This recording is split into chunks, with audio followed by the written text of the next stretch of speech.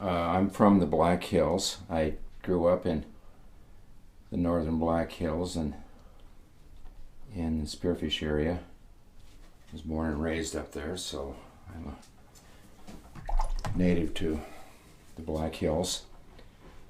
I have lived here or near here most of my life, although I was in school away from this area for a time. I was at the University of Wyoming for graduate school, and I was in Massachusetts in Amherst for postgraduate work many years ago. It was good for me to be somewhere else where I was exposed to a lot of different kind of people and art. In some ways probably a little bit more sophisticated in their approach and their attitude towards the arts. Not that that means everything, but it was a good exposure for me anyway to have that experience.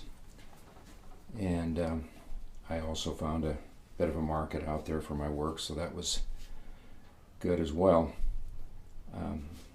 I spent summers on Cape Ann and Rockport for a while, summers there again, like I say, and enjoyed that a lot. Got a lot of good exposure there. And so then I came back to teach again, still continue to teach rather at Black Hills, which was really, really good for me. I really liked that job a lot.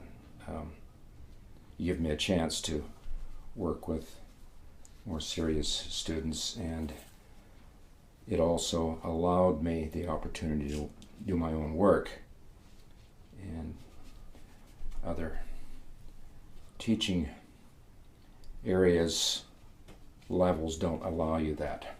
So it was good to have that. I began painting seriously probably after I got out of college. College didn't necessarily allow me to do what I wanted to do. It doesn't gives you the discipline, but it doesn't necessarily give you the opportunity to pursue, I guess, the direction that you might want to pursue in painting or in whatever art endeavor you're involved in. So that was good. I began painting more seriously when I was teaching, and then when I took the teaching job at Black Hills, well, it was even better because the exposure and the stimulation from teaching older, more serious students, I think, was really the impetus for me to develop my own work. It was important to the students that they know that you're a working artist, not somebody that just talks about it. I never did prescribe, I guess, to that notion that you could teach even if you didn't do it. I don't know as that anybody necessarily does that, but I can't imagine teaching that way if you can't walk the walk, then you don't have any business doing the talk, I guess. So I always worked along with the students.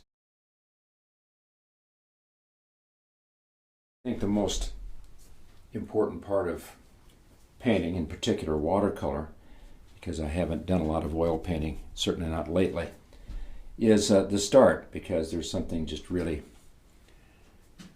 kind of frightening and also kind of exciting as well. It's in fact very exciting. There's a lot of adrenaline, I think, that is working when you first start to paint, regardless of how long you've been at it. I think it really is something that you never get over.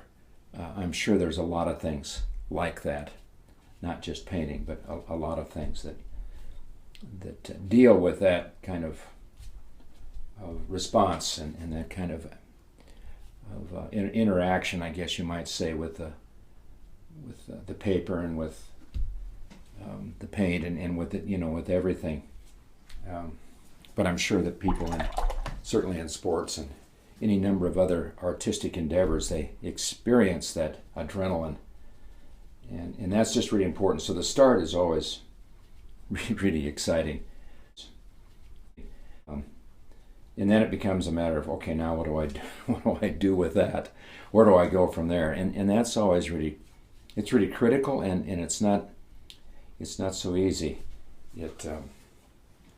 Because you have to make some decisions then, and we don't always make the right decisions. And if we have started something and it has gone well for us, then we certainly don't want to ruin it. And there's a tendency to be preoccupied then with that idea that oh God, I don't want to ruin this. I don't want to mess it up. And so we sometimes, tense up. We get a little tight and choke on work.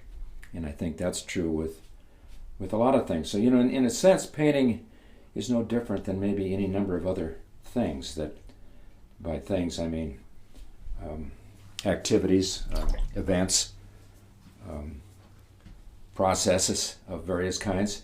It's a lot like those other things where you have apprehension, you have some anxieties that go with it, and so it's there's a fear factor there, I think, and that's really good. I think that's what it takes to make it work. It's a challenge, and so you have a lot of different, I think, emotions running through you. And if you don't have that, well, then probably you're not going to really be a painter,